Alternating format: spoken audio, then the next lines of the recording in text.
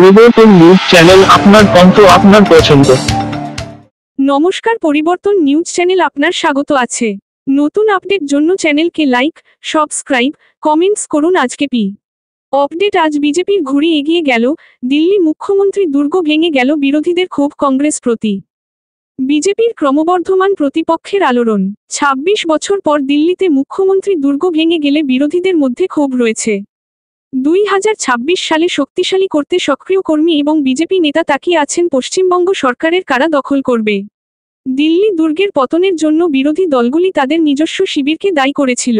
কংগ্রেস যদি চাইত, কেজরিওয়াল আবারও মুখ্যমন্ত্রী হতেন, কিন্তু তারা বিজেপিকে সমর্থন করেছিল এবং নিজস্ব প্রার্থী দাঁড় করিয়েছিল।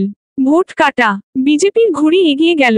বর্ণালী মুখার্জি, দেশ বাঁচাও গণমঞ্চ প্রতিনিধি, প্রতিক্রিয়া জানান। ধন্যবাদ ভিডিওটি দেখার জন্য। আমাদের চ্যানেলটি সাবস্ক্রাইব করতে ভুলবেন না। বর্ণালী মুখার্জি, এটা স্বাভাবিক। অ্যান্টি ইনকামবেন্ট ফ্যাক্টর থাকবে, এটা স্বাভাবিক।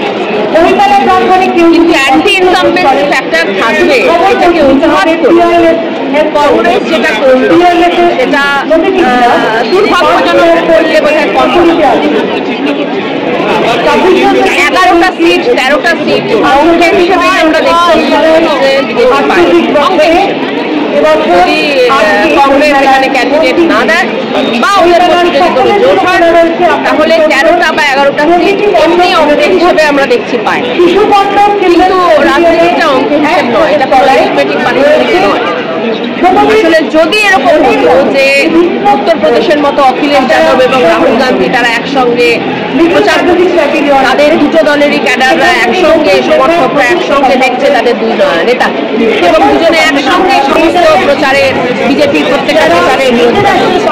এটা যদি আমরা দেখতে পেতাম দিল্লিতে যে রাহুল গান্ধী এবং আমাদের কেজরিওয়াল বা রাহুল গান্ধী এবং অতীশ এরা একসঙ্গে প্রচার করছে, তাহলে কিন্তু এই সংখ্যাটা 13 বা 11 নয়, তার ডবল হয়ে যায়। যে প্রচারগুলো বিজেপি গত প্রায় 3-4 বছর ধরে করছে, একটা দলকে জেলে ঢুকিয়ে দিয়েছে। এবার সেই দলটা কিন্তু থাকারই কথা, ওটা দলটা নেতা থেকে শুরু করে বড় বড় নেতা সবাই। 1 নম্বর ওরা এই হাতিয়ারটা ব্যবহার।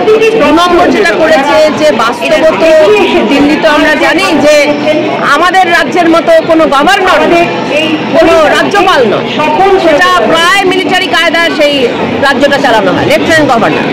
এবং তার হাতে শিলা দীক্ষিতের আমলে যা ক্ষমতা ছিল, এখন কিন্তু তার হাতে অনেক বেশি ক্ষমতা, এবং প্রায় সমস্ত সরকারি যে সিদ্ধান্তগুলো নিয়েছিল, যে ধরুন মহিলাদের জন্য হেলথ সিস্টেমের জন্য তারা একটি বিশেষ আইন পাস করেছিল, রাস্তায় ঘাটে নর্দমা পরিষ্কার পর্যন্ত, এমনকি প্রত্যেকটা ক্ষেত্রে দেখা যাচ্ছে যে যে আমলারা রয়েছে তারা প্রত্যেকটাকে আটকে দিচ্ছে, এমনকি রাস্তায় পরিষ্কার পর্যন্ত হচ্ছে না।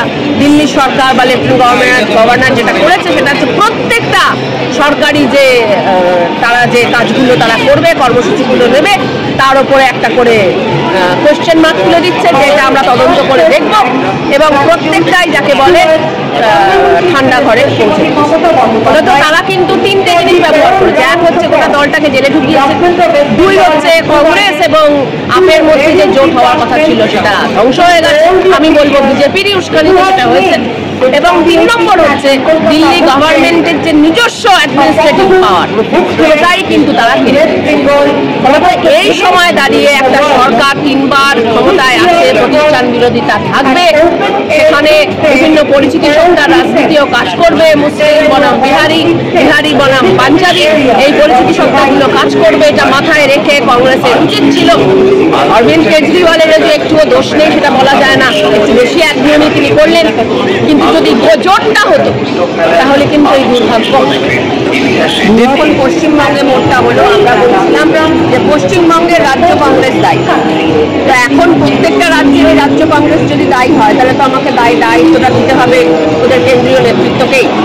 এমনকি কেন্দ্রীয় নেতৃত্বের পক্ষ থেকে এরকম বলা হচ্ছে যে তোমরা আমাদেরকে হরিয়ানায় হারিয়েছো, তোমরা আমাদেরকে উত্তরাখণ্ডে হারিয়েছো, তোমরা আমাদেরকে গোয়ায় হারিয়েছো, অতএব আমরা দিল্লিতে জবাবটা দিলাম, অতএব আমরা আবার পাঞ্জাবে জবাবটা দিলাম। তার মানে এই যে প্রতিহিংসার কথা ওরা বলছে, আমার ধারণা সেটা হচ্ছে যে লোকসভা ভোটে তারা আবার ভোটের কথা বলবে, কংগ্রেস ভোটের কথা বলবে, কিন্তু তার আগে গোটা পর্যায়ে যে ক্ষতিটা, এই ক্ষতিটাকে কিন্তু এখন গোটা দেশে তামিলনাড়ু, পশ্চিমবঙ্গ এবং অখিলেশ যাদব, এই তিনজনকে কিন্তু ইন্ডিয়া জোটের একটা গুরুত্বপূর্ণ দায়িত্ব দিতে হবে। এটা হচ্ছে যে আমরা আরো শক্তিশালী হব, আমরা সচেতন হয়ে যাচ্ছি, কারণ আপনারা জানেন সেটা আমি দেশ বাঁচাও গণমঞ্চকে প্রেজেন্ট করি। আপনারা জানেন যে গত নির্বাচনের সময় থেকেই যখন সিপিএম, রাজ্যের কংগ্রেস এবং বিজেপি তারা একসঙ্গে মিলে মমতা ব্যানার্জিকে হারানোর চেষ্টা করেছিল, বিজেপিকে পুরো ভোটটা পাঠিয়ে দেওয়ার চেষ্টা করেছিল, আমরা দেশ বাঁচাও গণমঞ্চের পক্ষ থেকে ঝাঁপিয়েছিলাম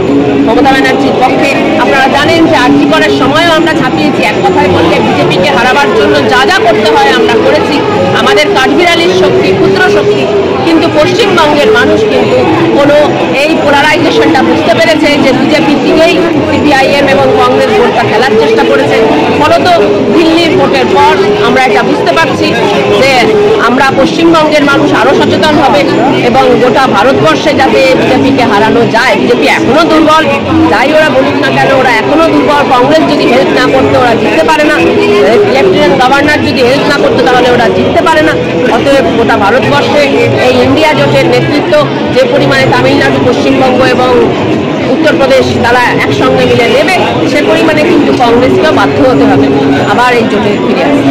শেষ বাড়ি গান্ধীকে একবার জিজ্ঞাসা করা হয়েছিল যে ব্রিটিশদের পরিবর্তে কে হতে পারে, তখন গান্ধীকে বলেছিলেন যে ঈশ্বর যাকে দেবে আমরা তাকেই মেনে নেব। এনিবডি, একজন দেশদ্রোহীর বদলে ভারতবর্ষের যে কোনো লোক যে দেশের পক্ষে থাকবে, যে দেশের সম্পদ বিদেশে বিক্রি করে দেবে না, যে কোনো লোক নরেন্দ্র মোদীর থেকে বেটার চালাবে, কারণ নরেন্দ্র মোদী ভারতবর্ষ চালাচ্ছে। বিজেপির মধ্যেও উনি সবাইকে নকশাল দেখেন, যেমন হারিন পান্ডিয়া, নামটা হয়তো আপনি শুনেছেন। গুজরাটে উনি আরএসএস এবং বিজেপির বড় নেতা, মন্ত্রী। তিনি ছিলেন নরেন্দ্র মোদীর কন্টেন্ডার, প্রতিযোগী মুখ্যমন্ত্রী হওয়ার পথে। সেই হারিন পান্ডিয়া মারা গেল, তার মানে হারিন পান্ডিয়া নকশাল ছিল।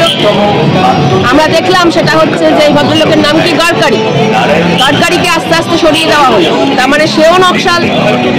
আমরা দেখলাম যে বিজেপির মধ্যে যেই বিরোধিতা করছে তাকেই সরিয়ে দেওয়া হচ্ছে। কার বিরোধিতা? নরেন্দ্র মোদীর বিরোধিতা।